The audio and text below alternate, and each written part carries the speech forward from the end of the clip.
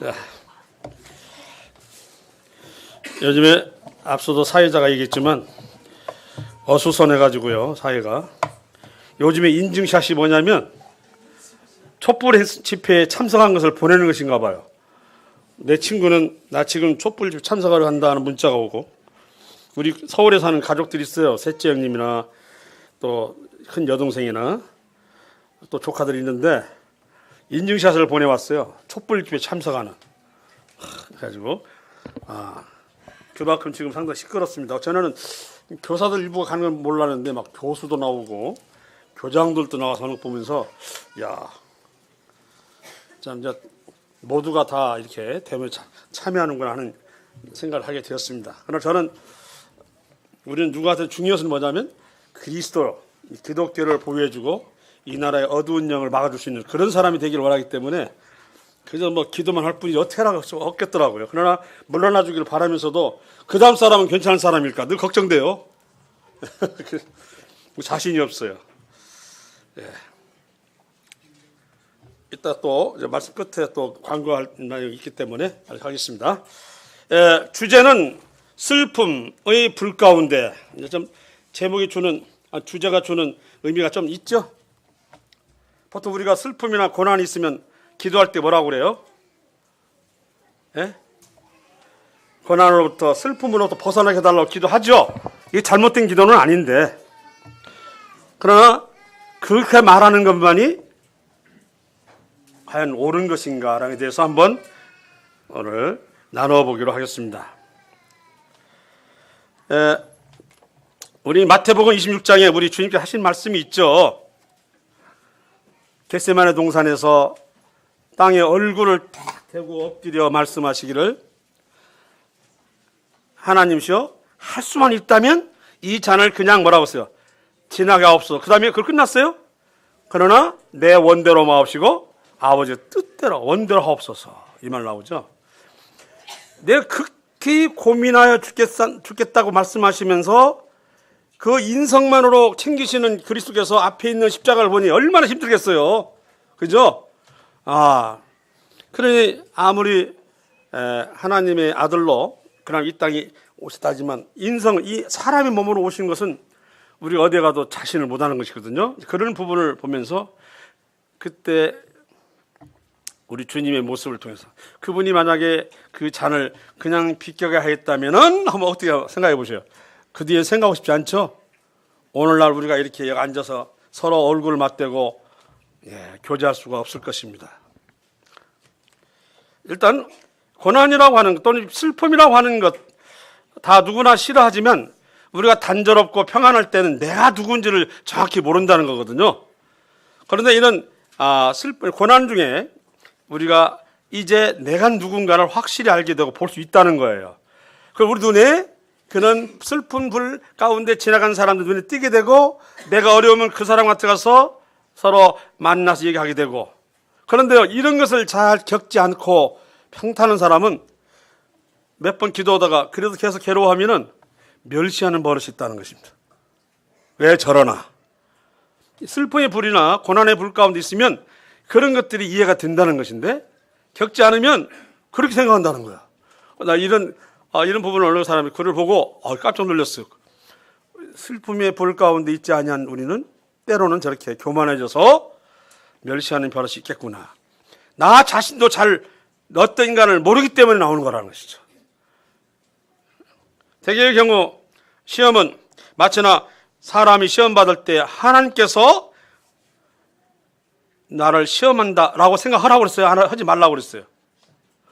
야고보서 1장에 나오는 말씀이에요. 사람이 시험 받을 때 내가 하나님 시험 받는 하지 말지니 하나님은 어떤 악으로부터도 시험 받지도 아니하시고 친히 아무도 뭐라고 했어요?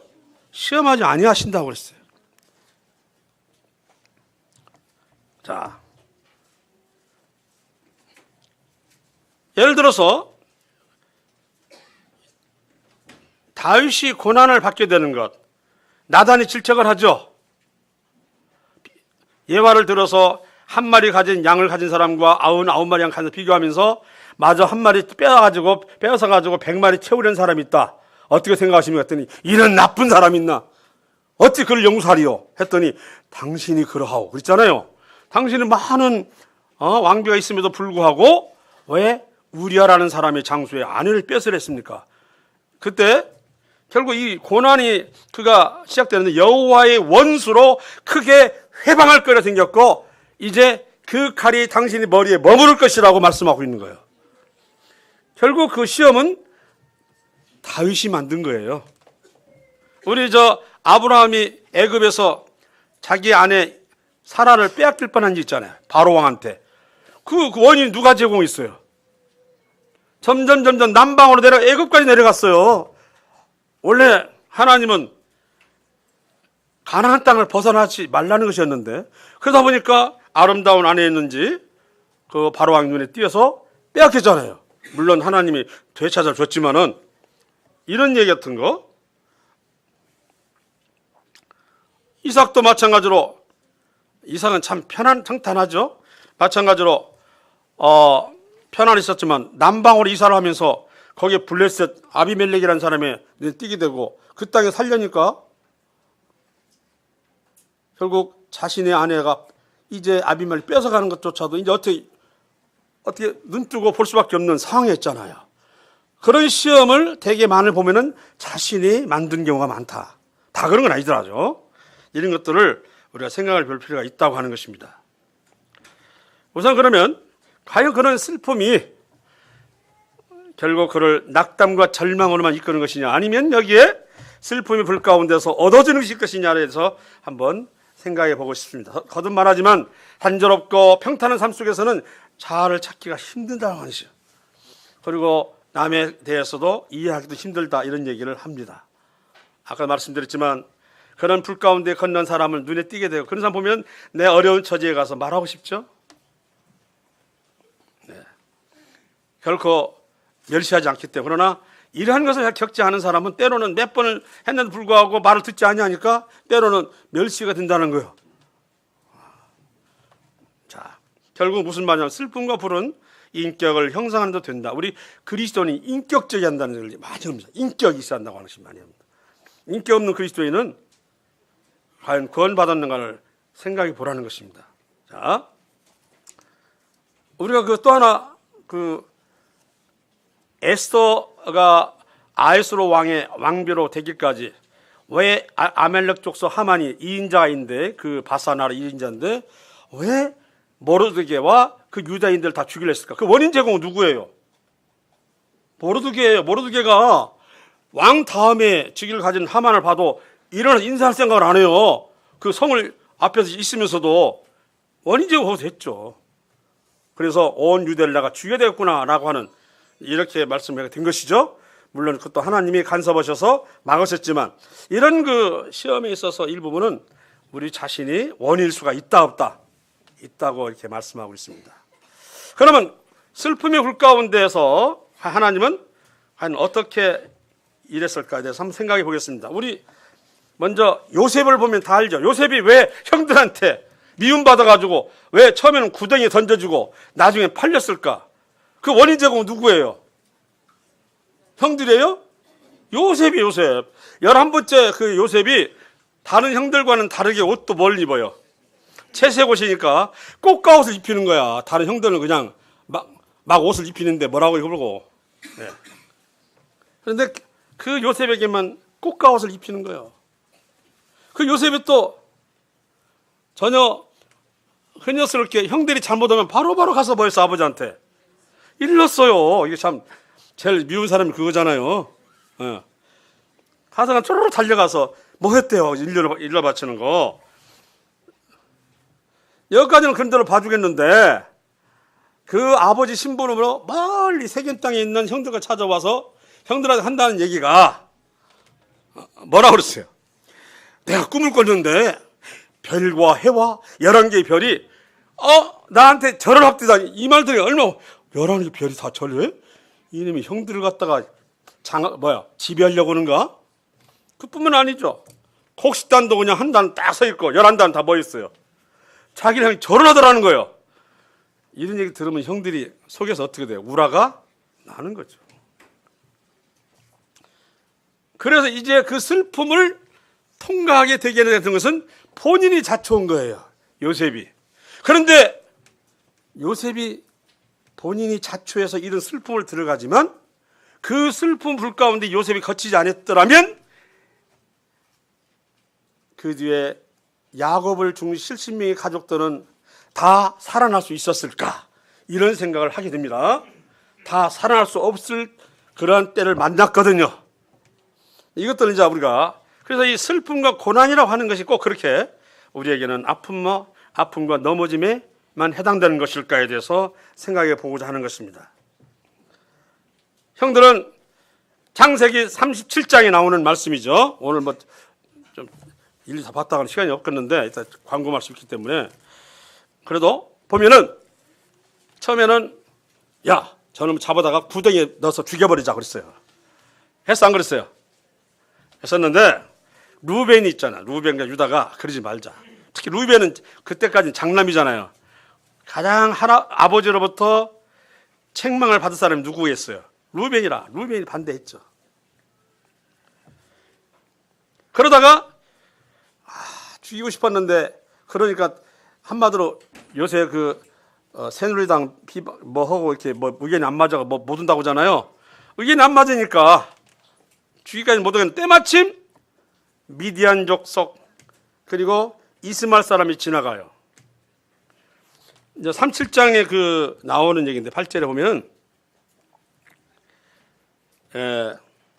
18절 미안합니다. 요셉이 그들에게 가까이 오기 전에 그들이 요셉을 멀리 보고 죽이자 이렇게 했는데요. 그 28절에 보게 되면 루벤이 돌아와 미디안 사람 상인들이 지나가고 있는지라 형들이 요셉을 구덩이에서 끌어올리고는 은 20에 그를 이스마엘 사람들에게 팔매.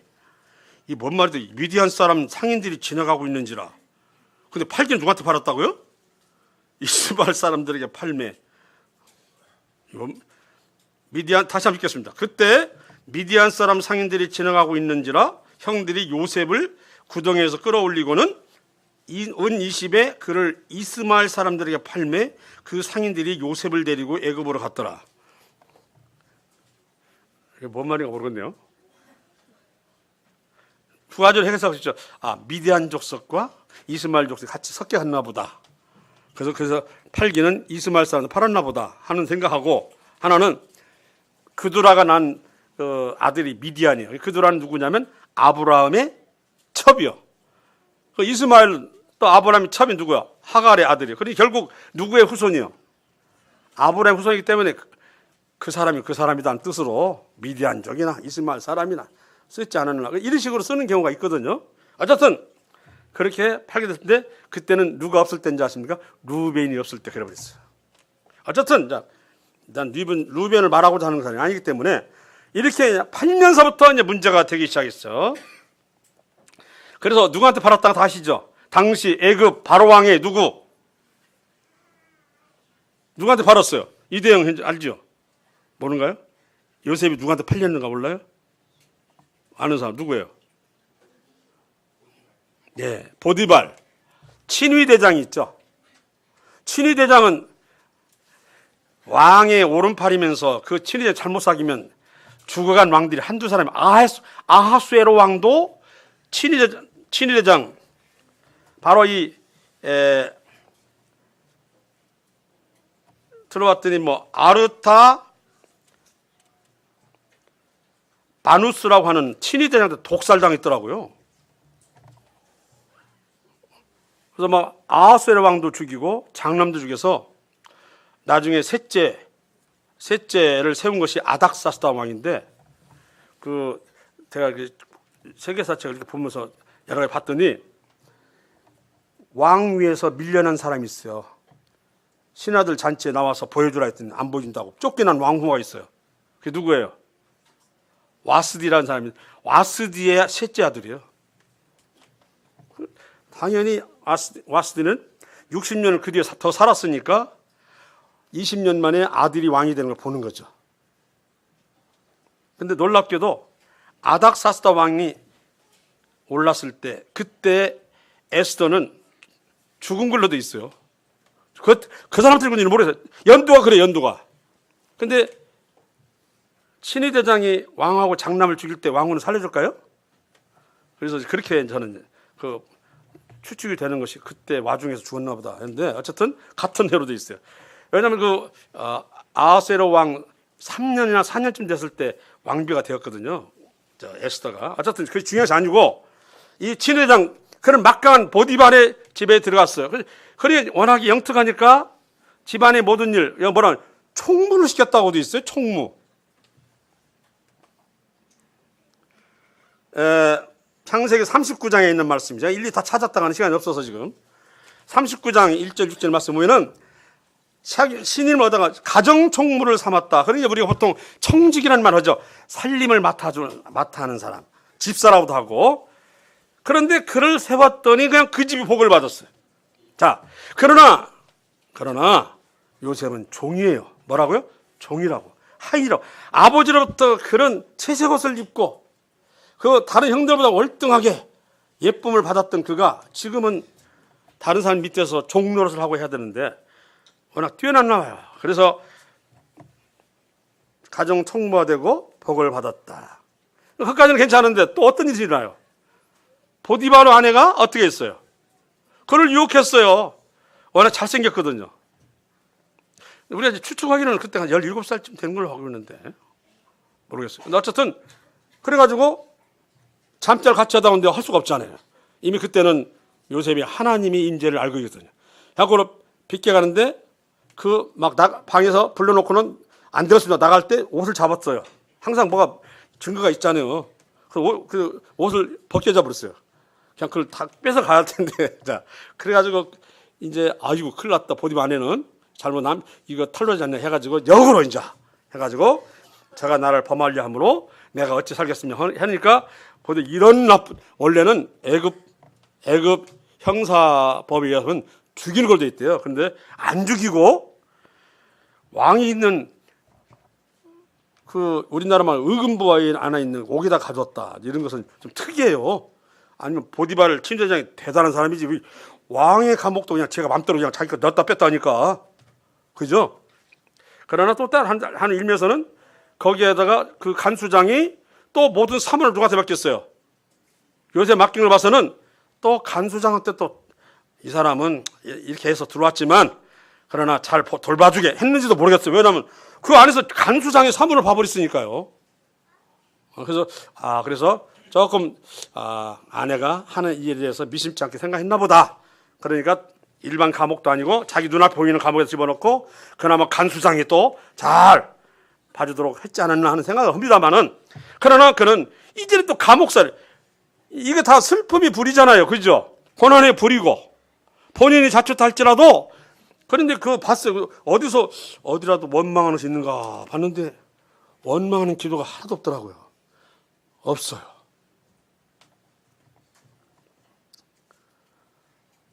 그는 또 그 안에서 또 사람으로부터 배신당해. 뭐냐면 술 맡은 간원장과 떡 굽는 간원장 둘이 또 왕한테 미움받아가지고 옥에 들어왔잖아요. 그게 왕궁 내에 있는 옥이기 때문에 만나도 높은 사람 만나요. 그러면서 그 둘이 동시에 꿈을 꾸는데 꿈 해석을 해주잖아요. 술 맡은 간원장은 포도 3가지가 나오는데 거기 꽃이 피고 포도가 생겨서 내가 그걸 따다가 짜가지고 드렸다 했더니 당신은 3가지랑은 사흘 안에 당신 높이 들려서 회복될 것입니다. 그랬어요. 그때 나를 뭐라고 했어요? 잊지 말아다오. 물망초. 넌 포기팀이라고 진짜 잊지 말아달라고 그랬어요. 떡 맡은 간호는 말할 거 없어요. 그 사람 머리에 이렇게 그 광주에 구운 과자가 있는데 새들이 와서 쪼아 먹었다니까 당신 사흘 안에 죽을 상이 했거든.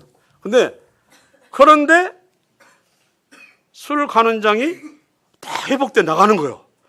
그때 아마 요셉은 나도 살겠군 했는데 무려 2년 동안이나 모른 척 해버렸다.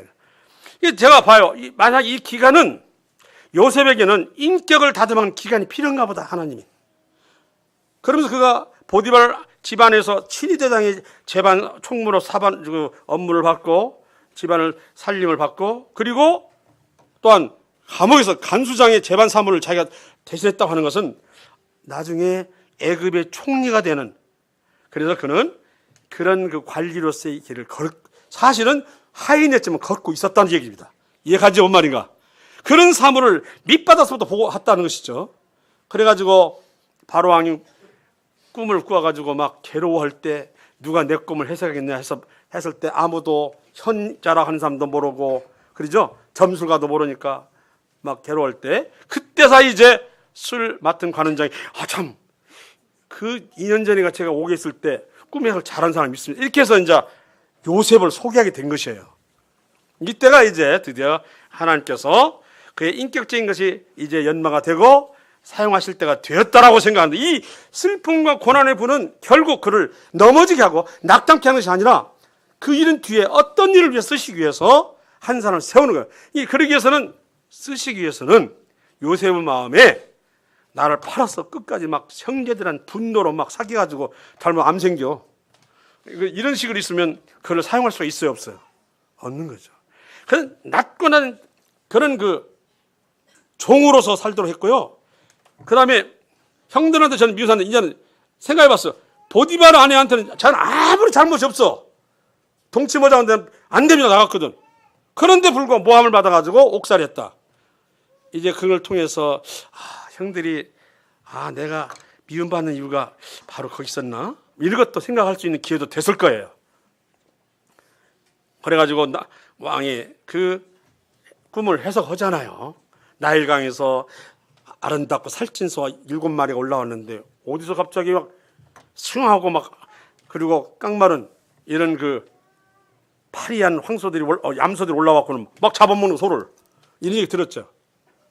그래서 그걸 해석을 하게 돼. 그 뒤에는 뭐 이제 곡식도 나오지만 이걸 이제 왕 앞에 해석을 하면서 7년 동안 흉년이 있고 그 7년 흉년이 끝난 뒤에는 7년 동안 뭐가 있다. 흉년이 있으니 7년 풍년 동안 백성들도 5분의 1씩 거두세요. 그래야 곡식을 저장했다가 흉년 때 대비하시기 바랍니다. 그래서 이걸 해낼 수 있는 유능한 사람을 뽑아서 일을 하시면 됩니다. 어서 그냥 이렇게 내 마음이 후련하게 꿈을 해석한 사람은 없구나. 남 시킬 거 뭐 있냐? 네가 하자. 이게 된 거예요. 이제 그것은 그냥 막 하는 것이 아니라 그 술 간원장 이게 들었겠죠. 그 감옥에서 간수장이 뭘 봤다고 그랬어요? 재반 사무를 받던 사람이고, 그때는 술 관원장도 떡국 관원장도 다 누구의 사무에, 요셉이 하는 사무 속에서 기별을 받았던 사람들이거든요. 그러니까 요셉이 꽤 능력이 있다 없다 있는 걸 알기 때문에 이런 것이 엮어져 가지고 네가 총리여라. 그 자리에서 뭘 뺐어요? 왕의 반지 인장을 빼가지고 딱 주는 거예요. 그리고 이리 와라. 흰 세마포를 입어라. 세마포 입히고 여기서 금사슬 주는 거예요. 이런 것은 슬픔의 불 가운데 있어야 되네. 그 가운데서 요셉이 이제 하나님이 나에게 어떻게 임재, 종으로 또는 하인을 쓸 때는 특히 보디발의 아내와 사건이 있을 때는 죽는 사건이거든요. 이런 속에서도 왜 죽지 않고 나는 이렇게 됐을까? 이런 것들을 생각이 들 것이며, 이건 하나님이 나를 움직이시는구나 알고 있는 거죠. 더군다나 어디까지 됐어요? 총리까지 됐다고 하는 것은 이건 오늘날에도, 더군다나 이방인이잖아. 이방인, 유대인. 유대인은 애굽의 왕의 총리가 되는 것은 그건 정말 하늘의 별 따기가 아니라 뭘 따도 못 따. 이건 그런 것을 자기가 볼 때 이건 내 힘이 아니구나. 이건 나를 움직이시는 분 하나님을 알았던 거죠. 나중에 7년 흉년이 되니까 이제는 누구를 만나게 돼요? 가나안 땅에서 그럴 대로 살았던 누구요? 예, 야곱의 아들들, 그 형들이 곡식을 사러 오는 과정에서 보게 되고, 거기서 시므온을 가뒀다가 당신이 동생 하나를 놓고 왔다고요? 믿을 수 없다 하면서 베냐민 동생을 만나고 싶어가지고 가서 데리고 오라고 이런 과정을 겪잖아요. 예. 그러다가 이제 창세기 45장에 4절에서 7절에 드디어 이제는 형들한테 장난을 그만하고 이제는 내가 바로 요셉입니다. 당신의 팔은 요셉이라고 하고 막 울잖아요. 우는 소리가 그냥 바로 안까지 들렸어요. 저가 누구인데 여기까지 들리도록 우느냐? 이집트 사람들이 들을 정도니 아마 목소리가 컸나 보죠. 어떻게 이집트 사람 다 듣다는 것은 어떻게 물었간지 그는 학생인데 물었나? 자, 그렇지 않고 어떻게 들렸다고 돼 있어요. 그만큼 뭐였어요? 형제들 만남과 자신의 지나온 삶에 대해서 울음으로 토했습니다. 그러니까 형들은 이제 나는 죽었구나죠. 당연히 안 그래요? 지금은 쌀 얻으러 왔다가 애굽 왔는데 그나마 동생은 자기들이 죽이던 동생은 총리가 되고 있고 당연히 형들은 뭐라고 생각하세요? 죽는구나. 그런데 45장 5절에 두려워하지 마십시오. 하나님의 생명을 구원하시려고 이렇게 나오잖아요. 우리 가족들의 생명을 구원하시 나를 당신들보다 먼저 보내셨습니다. 이것은요, 그가 슬픔과 고난 가운데서 경험하면서 하나님의 임재를 경험하지 않았다면 전혀 나올 수 없는 말이에요. 너 잘 만났다지. 나 죽을 줄 알았지? 너 잘 만났다. 이렇게 되는 거거든요. 그런데 이미 요셉은 그런 고난과 슬픔 가운데서 인격이 다듬어졌다. 아멘이시죠? 인격이라고 하는, 이 그리스도 인격적이 되지 않으면 참 문제가 많아요. 예. 인격적인 대우를 한다. 인격적인 사귐이 있다. 이것은 늘 우리가 그냥 우리가 잘 안 쓰는 말이지만 사실은 굉장히 중요한 말이에요. 예. 그러면서 하나님이 큰 구원으로 당신들의 생명을 보존하고 당신들의 후손을 세상에 두시려고 나를 당신들보다 먼저 보내셨고 그리고 이 일을 하신 분은 하나님이시다고 이렇게 얘기하면서 하나님이 나를 바로에게 아버지로 삼으시고 이 말은 애굽의 통치자로 삼으셨다는 얘기야. 애굽은 땅의 통치자로 또 삼았다고 하는 게 나오는데요. 이렇게 그는 분별이 되었던 것입니다. 만약에 그런 과제가 없었더라면 예쁨을 받았겠죠. 그리고 항상 형들이 미움받는 동생이 될 것이고 늘 잘난 척했을 것이고 교만했을 것이고 그러면 그는 아무리 총명하고 지혜 있다 할지라도 인격이 전혀 함양이 안 된 채 살아갈 거예요. 인격이 안 돼 있으면 다툼과 갈등과 분란이 일어나게 돼 있어요. 우리 그리스도인도 뭐가 돼 있어야 한다고요? 인격적으로 돼 있어야 된다. 그렇지 않으면 늘 싸우게 되고 판단하게 되고 멸시한다는 인격이라고 하는 것이 참 중요한 거예요. 그래서 근데 그 인격이 단조롭고 평탄한 가운데 이루어질 수 없다고 하는 것입니다. 저는 그 다윗을 한번 생각해요. 다윗이 자신의 아까 말씀 바세바 우리아의 아내, 우리아는 자기를 위해서 열심히 전쟁터에 나와서 앞장서 싸우는 장수인데 불구하고 그 아내를 얻기 위해서 어떻게 했어요? 그 군대 장관에게 전쟁터 나갈 때 너는 딱 봐가지고 우리아가 제일 앞에서 성 밑에 싸우면 군대를 빼라 빼. 그 당연히 혼자 있으면 어떻게 되겠어요? 우리아는 맞아 죽는 거죠. 이런 사악한 이 다윗은 그런 것을 속성을 가진 사람이라 이 사람을 이대로 왕이 됐다가는 사울하고도 한술 더 뜰 수 있는 사람이다 아니다. 왜냐 지혜까지 있으니까요. 사울하고는 지혜는 없어요. 다윗은 지혜가 있는 사람이에요. 근데 다윗은 40살에 그 왕이 되는데 15살에 기름 부음을 받다고 대충.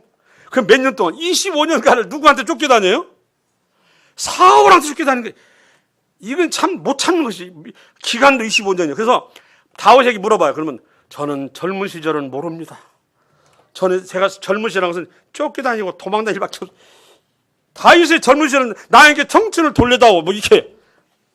다윗은 참 슬픔이 불 가운데 오랫동안 있었던 어떻게 보면 저는 그런 사람 살고 싶지 않아요.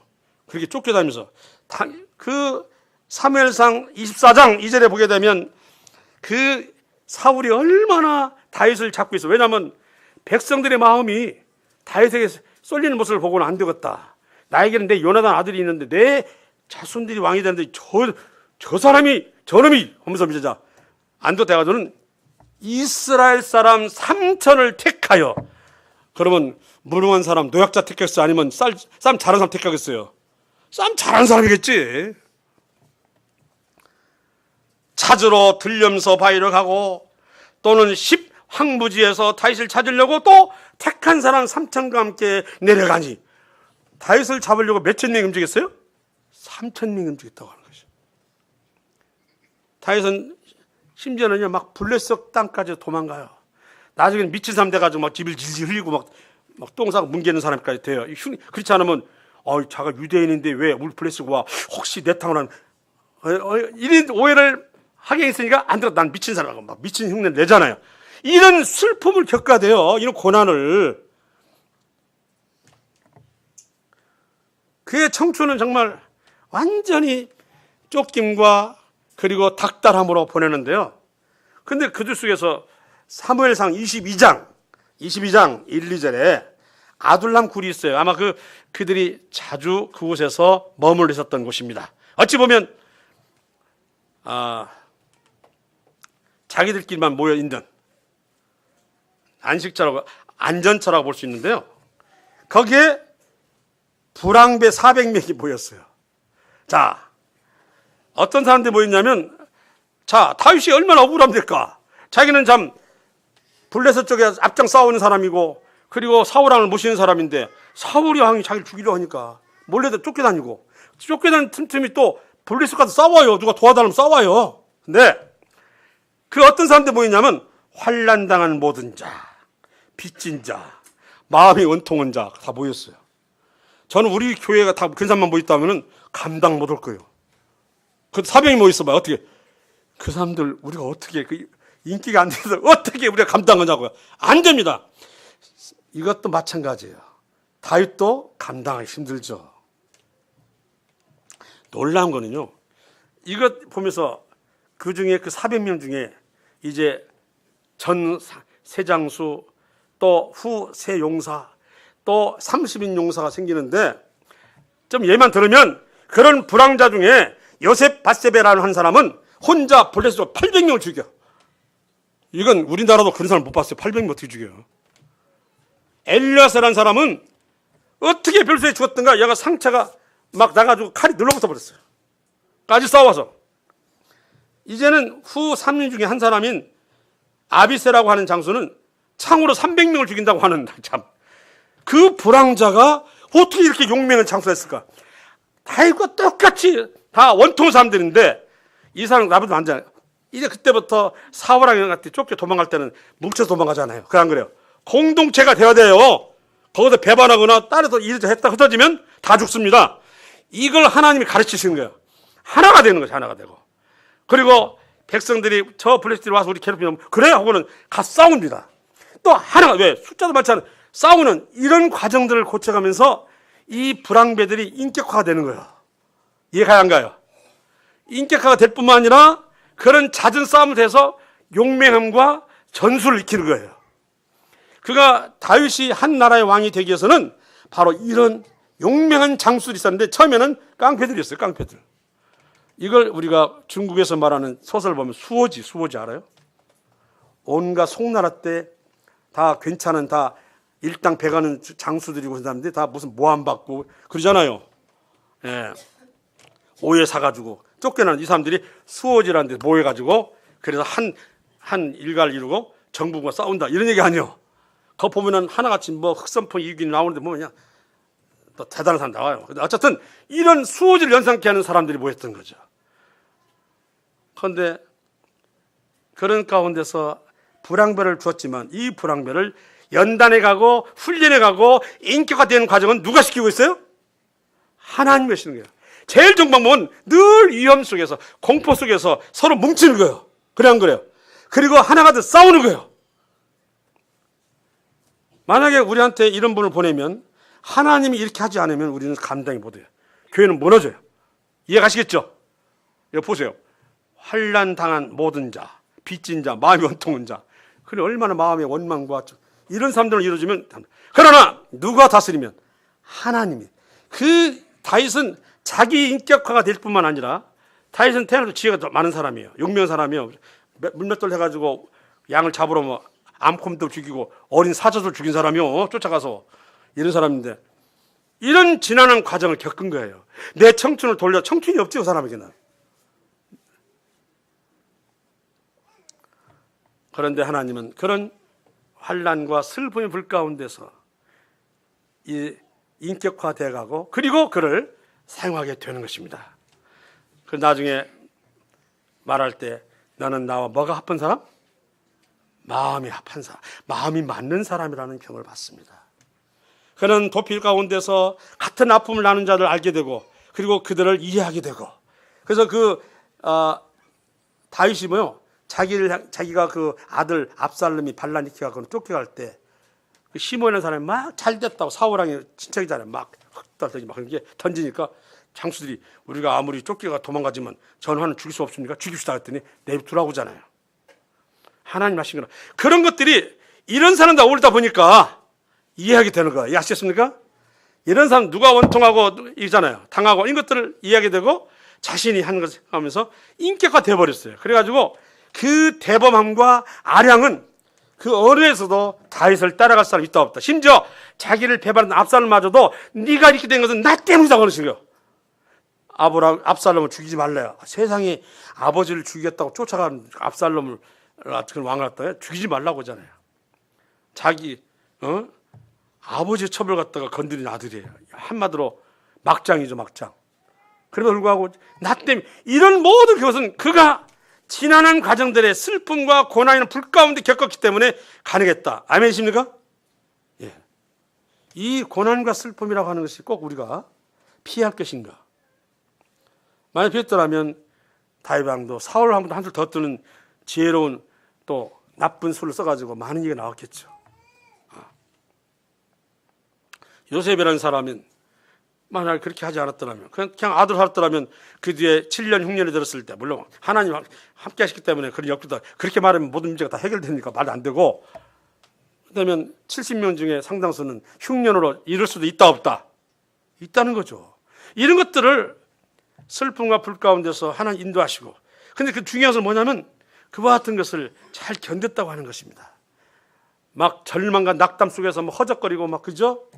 그리고 난 더 이상 나를 막 못한다고 하고 누워버리고 엎어버리면 쓸 수가 없는데 요셉은 대단한 사람. 어디에도 그런 구석이 없어요.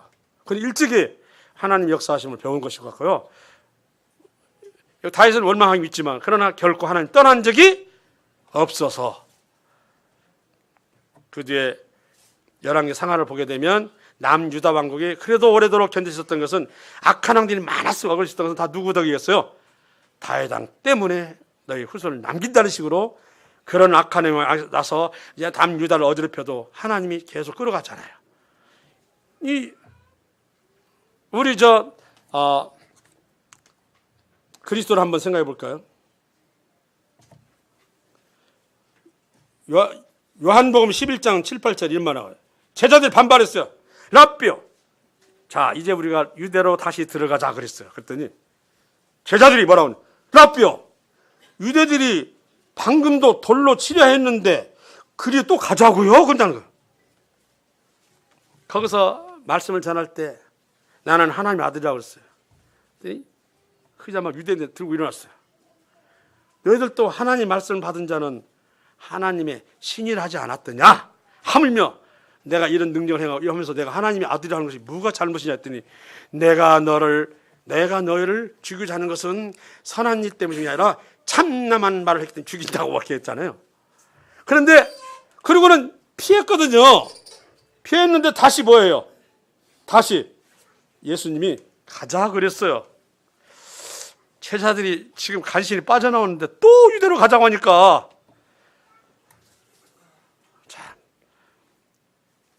그러면 제자들은 그것은 이해할 만하지만 예를 들어서 예수 그리스도의 제안이 있었는데 자기는 그러겠죠.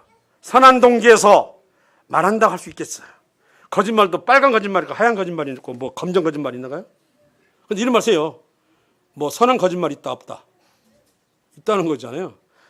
되게 어느 때냐면 뭐 늙으신 부모가 계시는데 자녀가 잘못됐을 때 잘못했다. 교통사고를 뭐 했다든지 이런 사고들을 부모한테 잘 말하지 않는 것 있죠.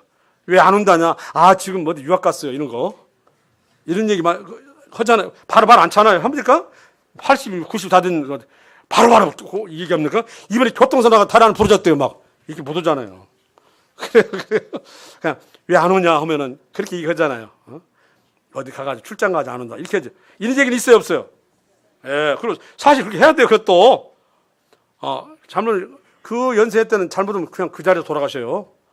어떤 근데 할지라도 선한 동네에 산다 할지라도 예수님 이렇게 제안했는데 자기들의 의심과 다툼이 일어나게 되는 거죠. 이렇게 되면 이 문제는 뭐냐면 예수는 예수님에 대해서 직접 예수님에 대해서 우리가 말씀을 듣고 따라야 되는데 그런 말씀을 자기 생각으로 교리를 따진다든지 예수님 생각을 측량하는 것은 문제가 있다 없다 있다는 거죠. 그래서 어쨌든 선한 동기에서 나온다 할지라도 그 순간만은 의심과 다툼이 생긴다는 얘기거든요. 그렇다면 온전히 그리스도를 따를 수 있는 마음이 아니죠. 그 제자가 이렇게 돼서는 안 되잖아요. 심지어 불 타오르는 현장을 가져갈 때도 따라가야 하는 것이 바로 예수님이 뭐예요? 제자들이잖아요. 그죠? 그 제자는 아무나 되는 건 아닙니다. 그래서 어떻게 성도까지 되는 제자까지 하면 힘들죠. 어쨌든 근데 할지라도 이런 했을 때 예수님 입장에서는 얘들이 왜 내 마음 몰라줄까 할 수도 있겠죠.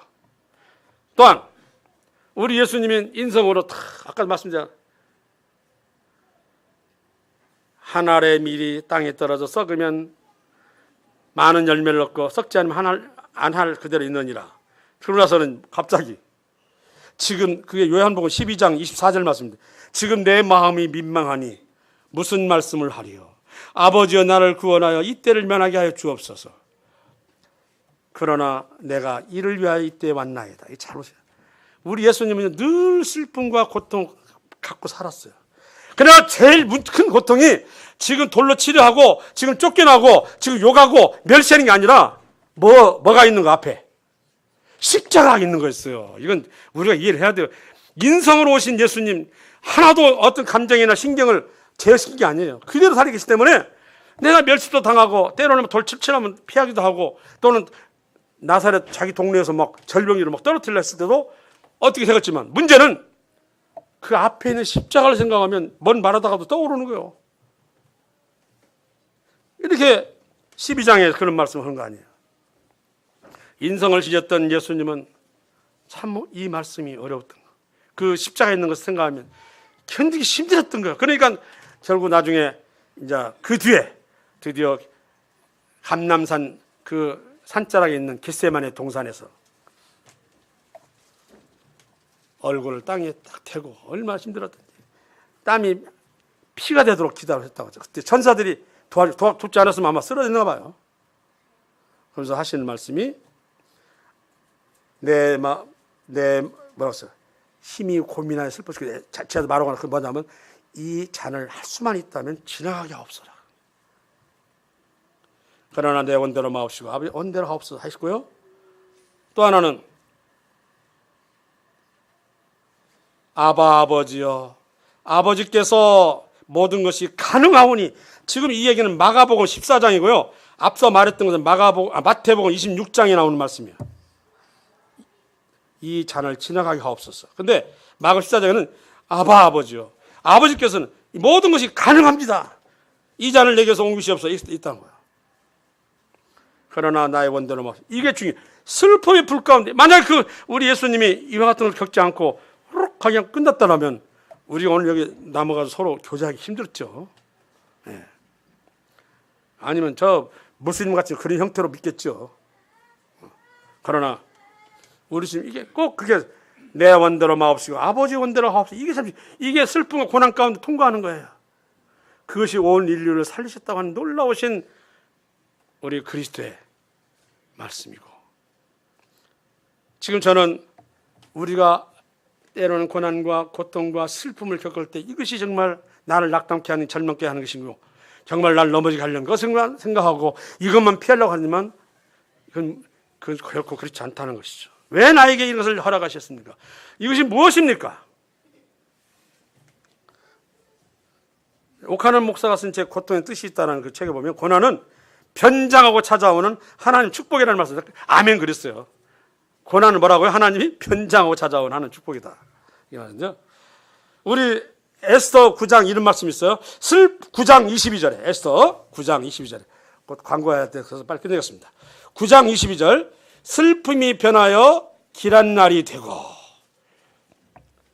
애통이 변하여 길한 날이 되었으니 무슨 말이냐면 하만이라는 사람이 온 유대인들을 막 죽이려고 했잖아요. 그래가지고 아하스로왕한테 딱 이제 명령선 받으면 끝나는 판인데 그것이 도리어 이제 에스더가 왕비가 되면서 그러면서 하만이라는 사람이 이제 자기들을 죽인다고 하는 것을 이제 아하스의 왕이 말하고 이렇게 함으로 해서 도리어 이제는 하만 아말렉 족속들이 멸족을 당하는 이와 같은 일이 생김으로 인해서 유대인들이 건진받고 자기들은 그날을 살았다고 해서 불임절이를 한다고 하잖아요. 예. 그때 쓴 말이 슬픔이 변하여 길한 날이 되고 애통이 변하여 길한 날이 되었으니. 자, 마지막 하나 찾겠습니다. 시편. 원래 일일이 말씀 찾아야 되지만 오늘 시간이 없어서 시편 30편입니다. 30편